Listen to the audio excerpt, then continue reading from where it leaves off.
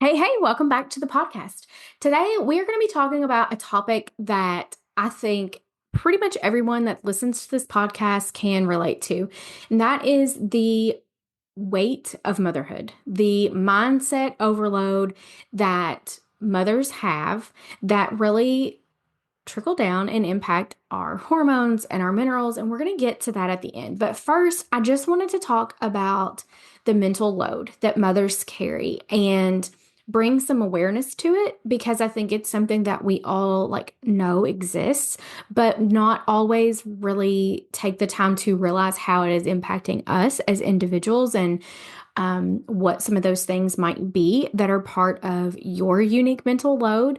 And then also taking some time to examine if there are things that are currently contributing to your mental load that you could maybe offload from your plate to someone else's, or kind of you're worrying about things that you don't have to.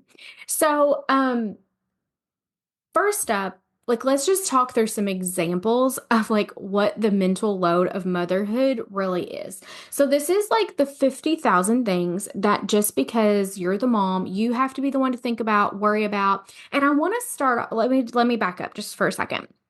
This episode, I am not recording this to I don't even know how to say this. I'm not saying these things to be negative about husbands, dads, partners, boyfriends, whatever your situation is. My husband is wonderful. He helps me so much, and I will be straight up with you. He helps me more than I think a lot of dads and husbands help their kids and wives. And I'm so thankful for that.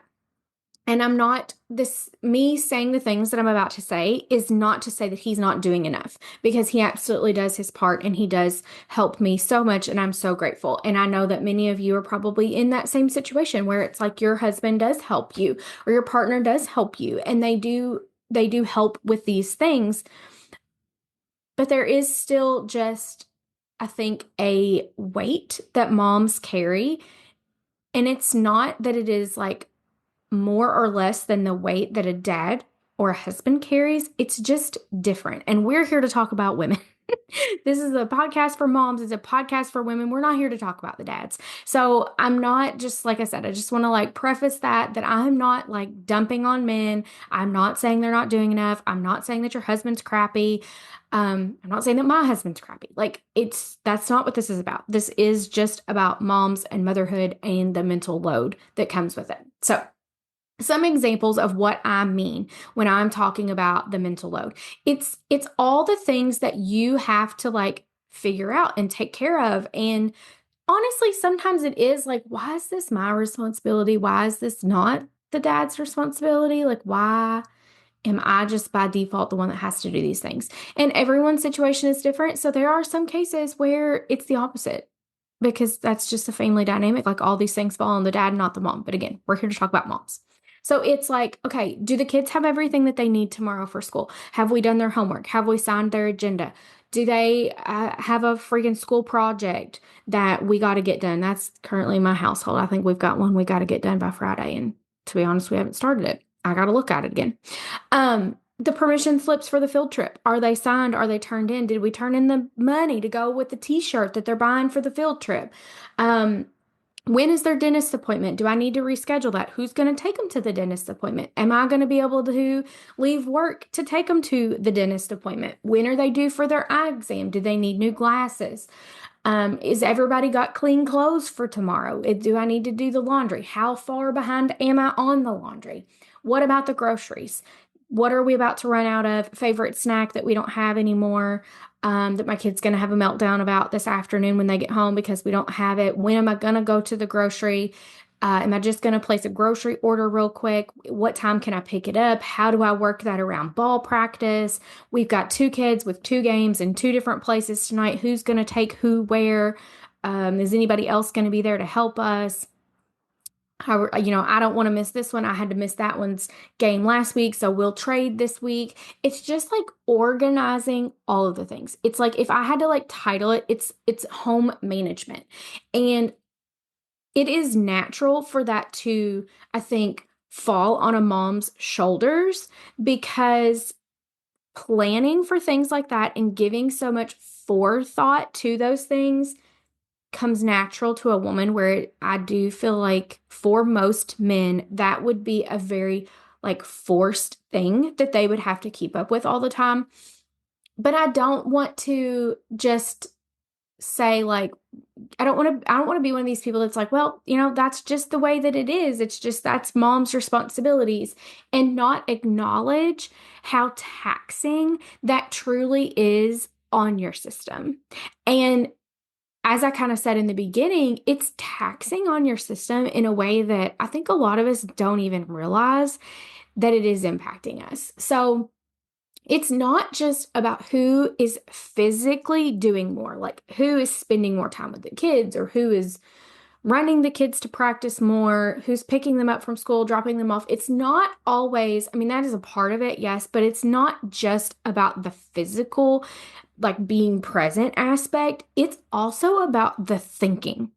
It's all of these things that you're constantly thinking about, and you're like, I got to keep that on my mind. I got to go write that down somewhere. I'm going to forget that. I can't forget about that. That's some of like the racing thought issues that a lot of women and moms have when they lay down to go to bed at night, because they're so afraid that they're going to forget something important.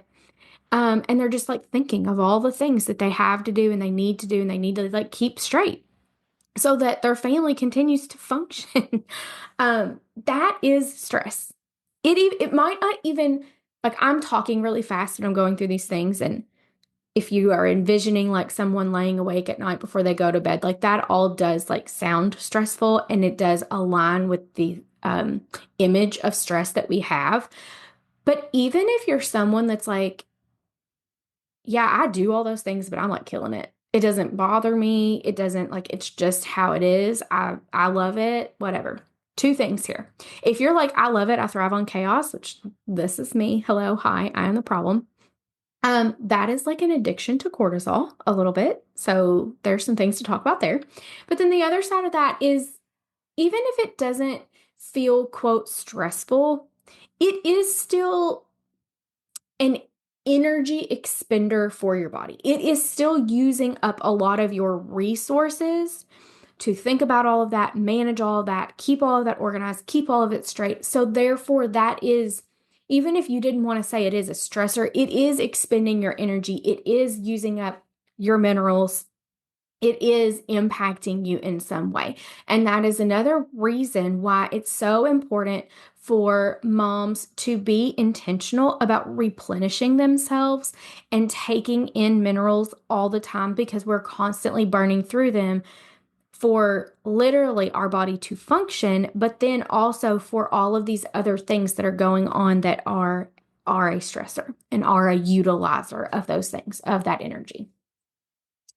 So let's talk now about the link that is between this mental load of motherhood and our hormone imbalance, and how this really like comes into play and how it shows up.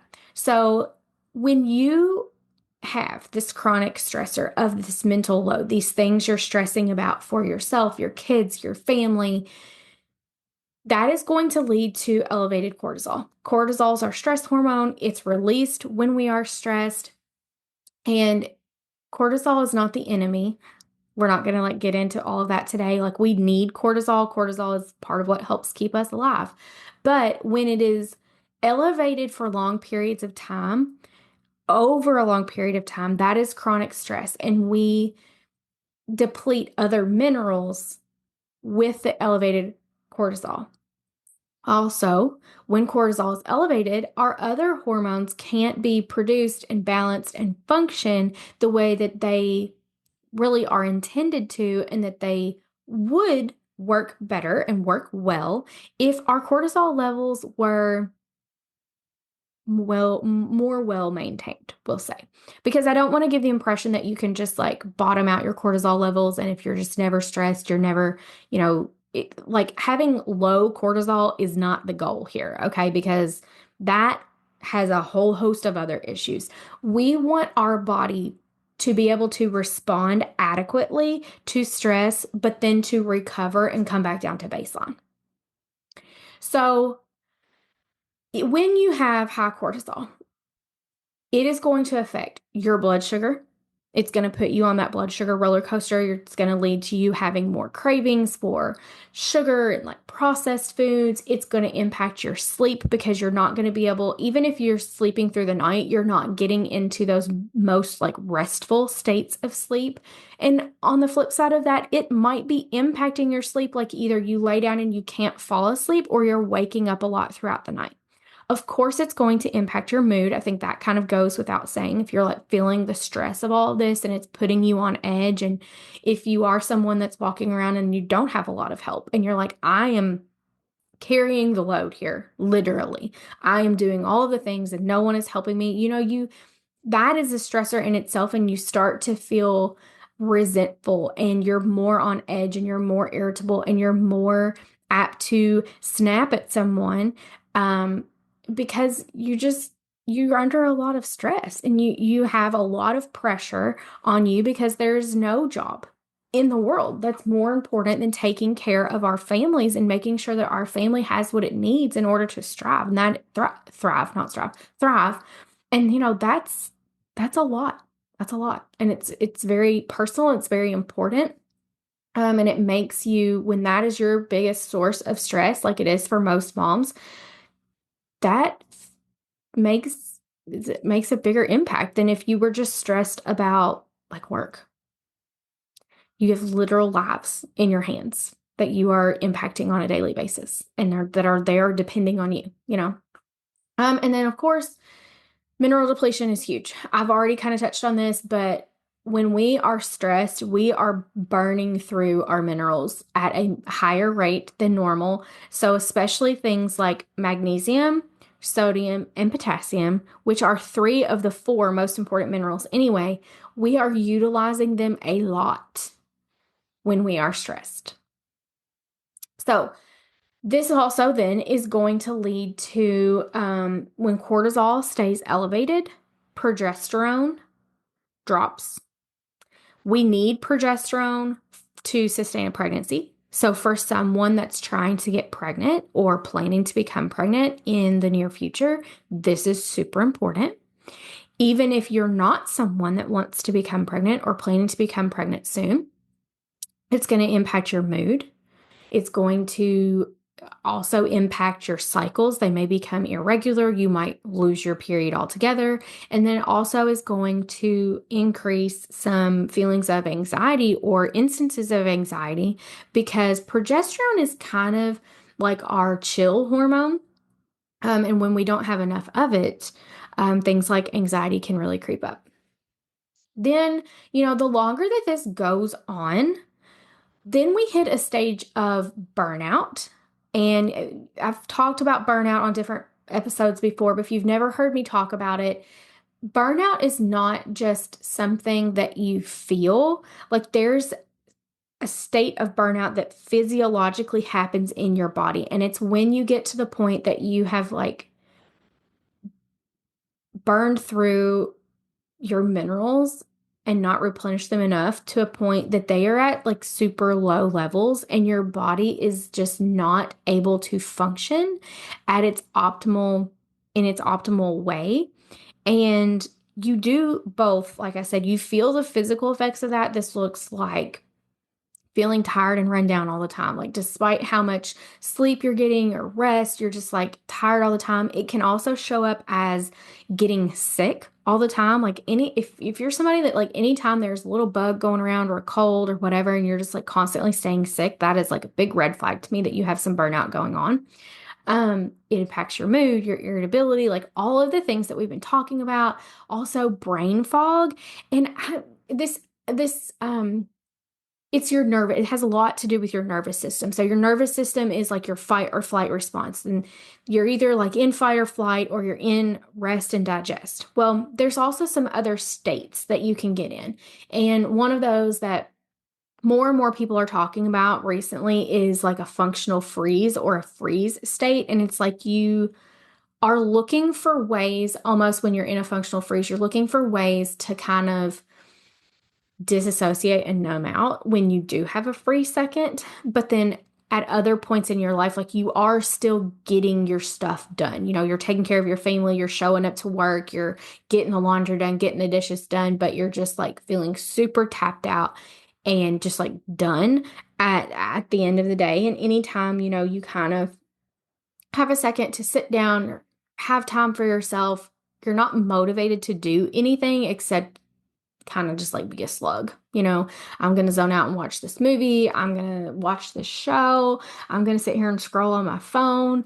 And I'm not saying that like, there's definitely a fine line here between like, no, I'm watching this show because I actually enjoy it. And I'm just like, I'm choosing to do that as an activity versus I don't even really like care about this show so much, but I just like don't have the energy to do anything else. I don't have the desire to do anything else. I just need to lay here kind of thing. I hope that makes sense. So what do we do about it? Like, what do we do about the mental load of motherhood that we can't avoid? I say all the time, we cannot avoid stress. All we can do is be responsible for how we respond to it. And then if you are someone that's like, oh gosh, yeah, like I have slipped into that like state of burnout or functional freeze and I need to get out of it. I don't know like what to do, where to start. So, number one, I want you to look at the things that you are continually stressing about, that you are continually being responsible for, that's continually on your mind. Is there anything that you can delegate? Communication is huge for this. Sometimes we don't give our partners enough credit. Sometimes we are doing all of the things because we think that we have to, or we've told ourselves that we have to, because if we don't do it, who's going to do it? Well, a lot of times, if we open our mouths and we tell our partners, I feel like I am drowning, I need help with X, Y, and Z.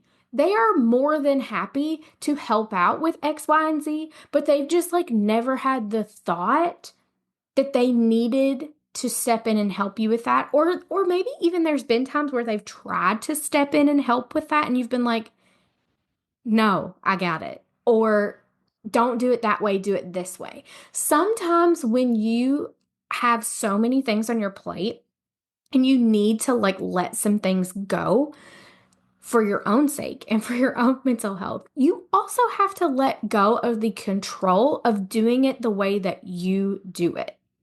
So, some really good examples of this would be like with your laundry. If your kids are old enough to either help you fold laundry, put away laundry, maybe even do their own laundry, depending on how old your kids are, um, they're not going to do it perfectly. They're not going to do it the way you would do it. And you have to decide, like, does that really matter? Or am I just trying to be a control freak over this thing and I want it done the way I want it done? Same thing goes with like loading the dishwasher. You've got kids that are old enough to load the dishwasher, teach them how to do it, make that their responsibility.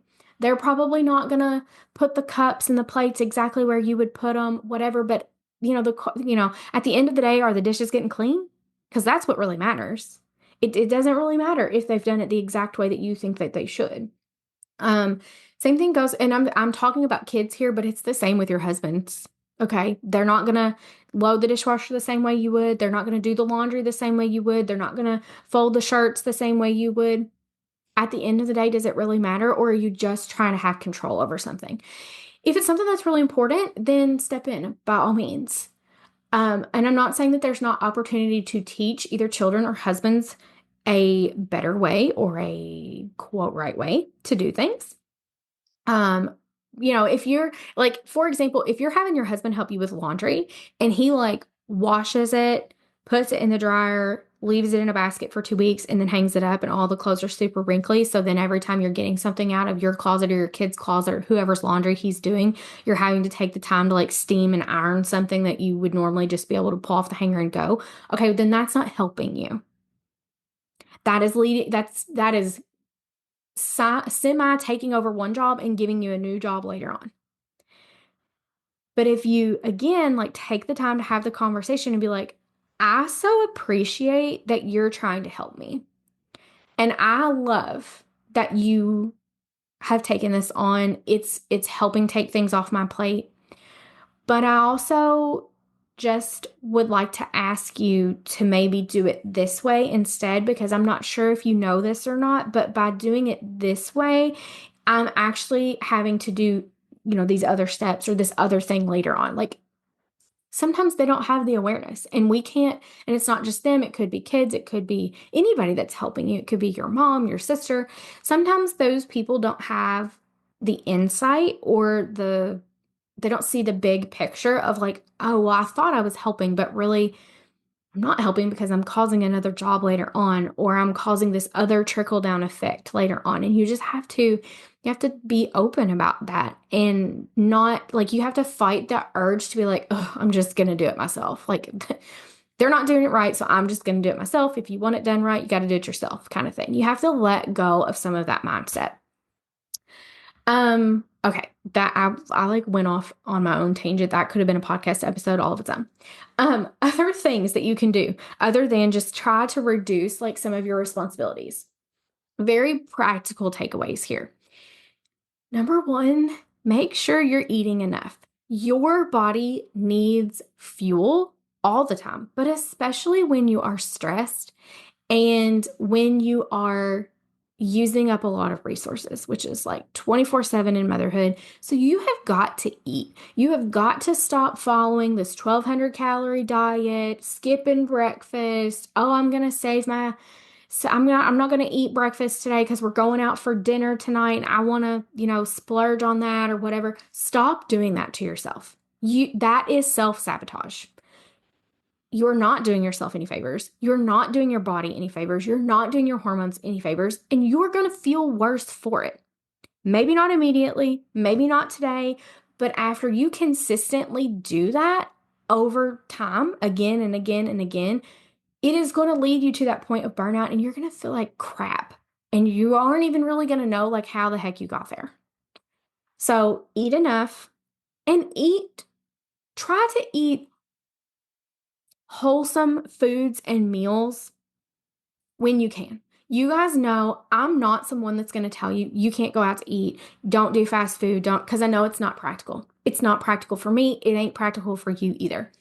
But more time than not, you should be eating your meals at home, eating things that you've cooked at home. Even if you're having to lean on like quick meals or like I don't know what the right word I'm looking for here is, like convenience type meals. Like maybe you're not able to make something 100% from scratch. Like, guess what? I don't either. But it's still like in my mind, it's better for me to come home and air fry the chicken nuggets at my house versus going to McDonald's and getting the chicken nuggets. There's still plenty of times that we go through the drive-through because that's just what has to work for that day. But when there is a choice, make stuff at home. Make it homemade when you can. I'm trying to lean into prepping some things like on Sunday or what, it doesn't have to be Sunday, like whatever day you have time. If you're making a meal, make extra so that there's leftovers so that then you can easily heat up something for later. That will go a long way towards making sure that you are fueled enough.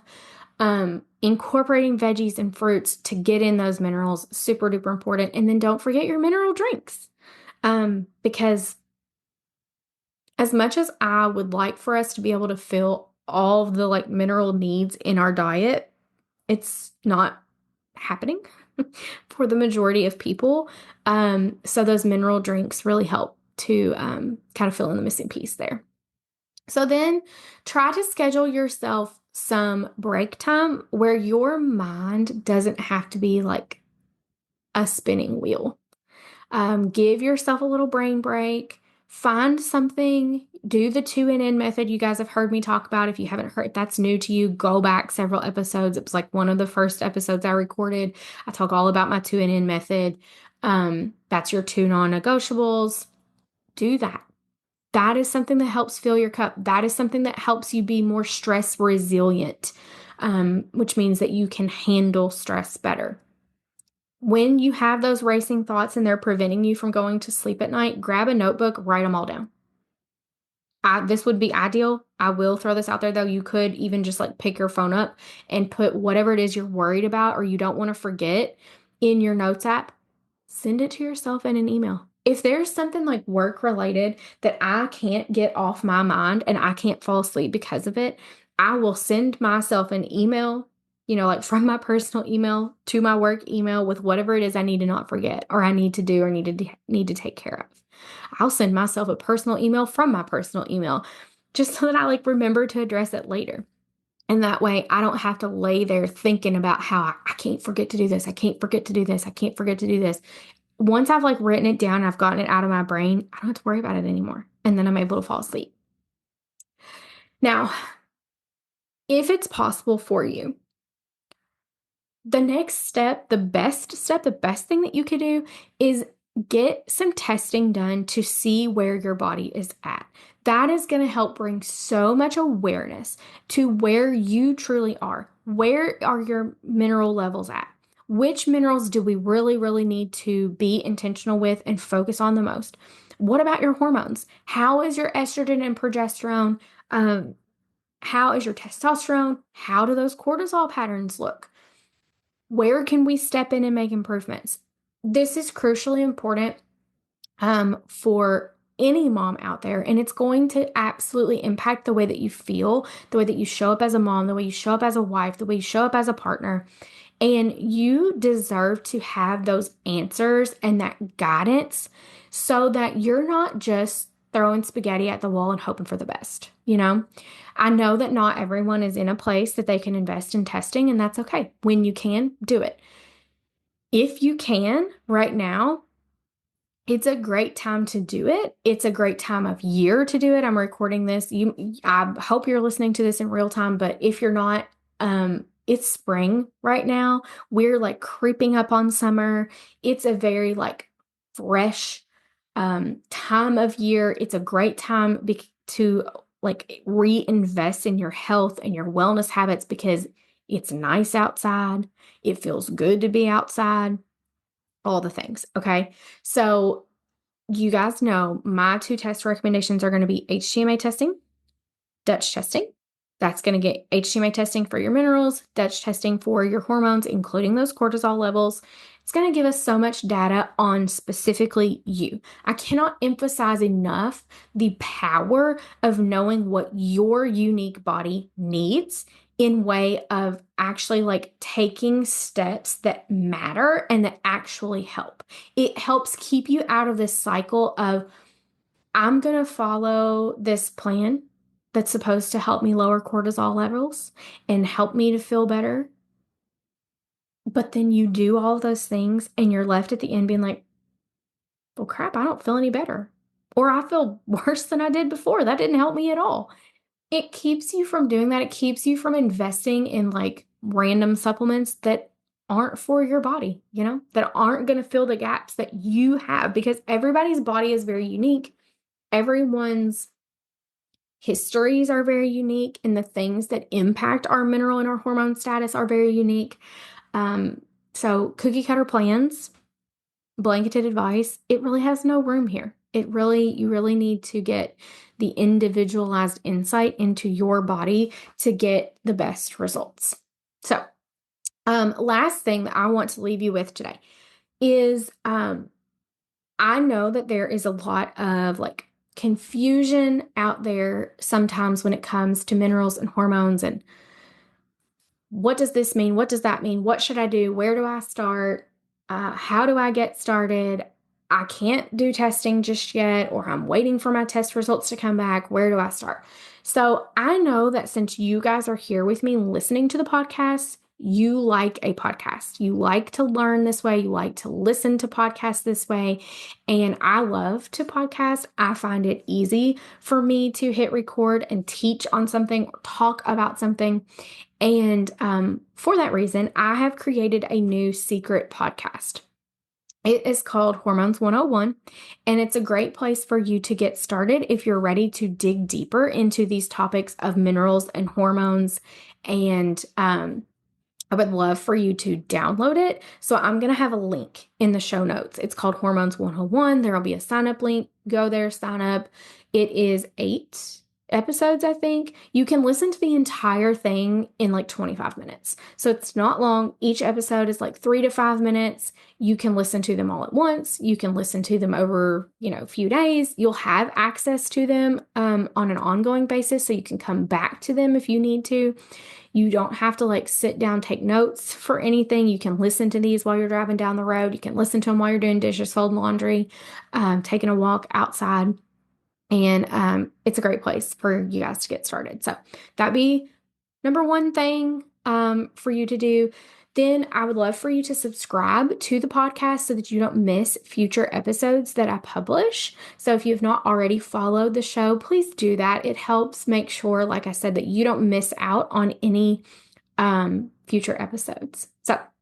And then, as always, there are also links for ways that you can work with me in the show notes. So if you're like, yeah, no, I'm ready to go, like, let's do this testing, let's figure this out, I want to feel better, then I am here to help you. I can't wait to support you. Check out those links, send in an application to work with me, and I'll be in touch. So that's it for this week. I hope you guys have a great week, and I will talk to you soon.